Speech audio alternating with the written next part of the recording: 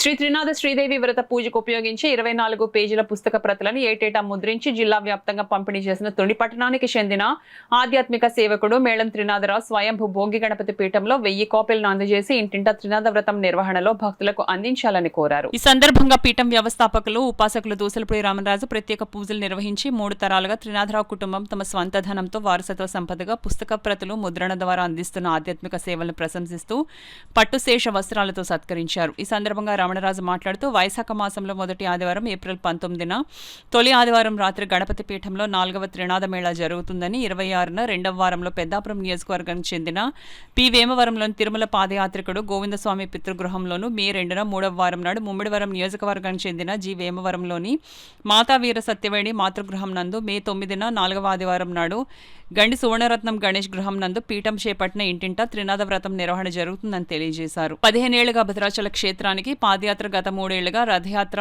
చేసి టీటీడీ సౌజన్యంతో నిర్మించిన గోంచాల శ్రీ సీతారామాలయంలో 2వ వార్షికోత్సవంగా ఒంటిమిట్ట ఆచార రీతిలో 2వ తేదీ బుధవారం రాత్రి కళ్యాణోత్సవం జరుగుతుందని, పరిసర కాకినాడ సిటీ, రూరల్, పెద్దాపురం, జగ్గంపేట, పిఠాపురం నియోజకవర్గ ప్రాంతాల శ్రీరామ భక్తులు అశేష రీతిలో పాల్గొని విజయవంతం చేయాలని ఆలయ కమిటీ అధ్యక్షుడు పేర్నేడి వెంకటరమణ, నాగవీర శివకుమారి దంపతులు కోరుతూ స్వయంభూ భోగి గణపతి పీఠంలో పూజలు నిర్వహించి కళ్యాణ మహోత్సవ తొలి ఆహ్వాన పత్రికను విడుదల చేశారు. మేము భద్రాచలం పాదయాత్ర 15 సంవత్సరాలు పూర్తి చేసుకుని 16వ సంవత్సరం గడిపెట్టి 16 సంవత్సరాలు కూడా ఫస్ట్ కుంట ముందు భోగి గణపతి దగ్గరికి వచ్చి దర్శనం చేసుకుని మేము యాత్ర బయలుదేరామంటే మాకు దిగ్విజయంగా ఉంటుంది. అలాగే ఈరోజు ఈ సంవత్సరం ఒంటిమిట్ట కళ్యాణం 1వ తారీఖుని బుధవారం సాయంత్రం 7 గంటలకు వచ్చింది.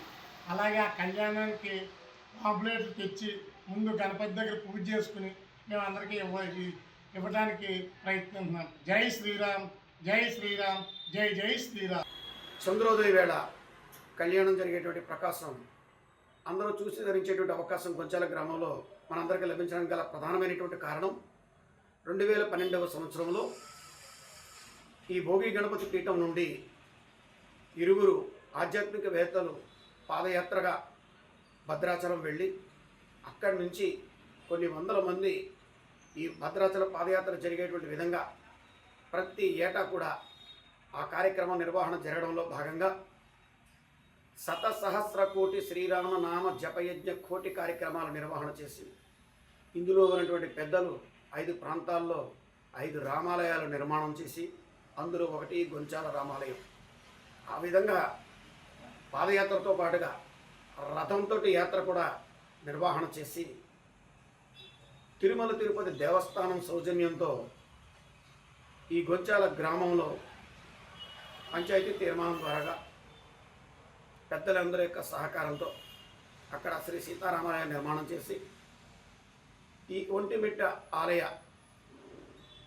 శాస్త్ర ప్రకారంగా ఇక్కడ కూడా ఈ కార్యక్రమాన్ని నిర్వహణ చేస్తూ ఉన్నారు.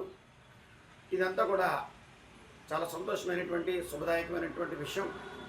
కాబట్టి అందుబాటులో ఉన్నటువంటి వారందరూ కూడా ఈ రామాలయాన్ని దర్శించి సీతారాముల యొక్క అనుగ్రహాన్ని పొంది క్షేమశ్రీ విజయ అభయ ఆయురారోగ్య అష్టైశ్వర్య సిద్ధి అందరూ కూడా అందుకోవాలని భోగి గణపతి పీఠం కోరుకుంటోంది. మరి ఆలయ కమిటీ వారు ఏ కార్యక్రమం చేసినా భోగి గణపతి పీఠంలో విఘ్నేశ్వరుడు పూజా కార్యక్రమాలు చేసి ప్రారంభిస్తారు.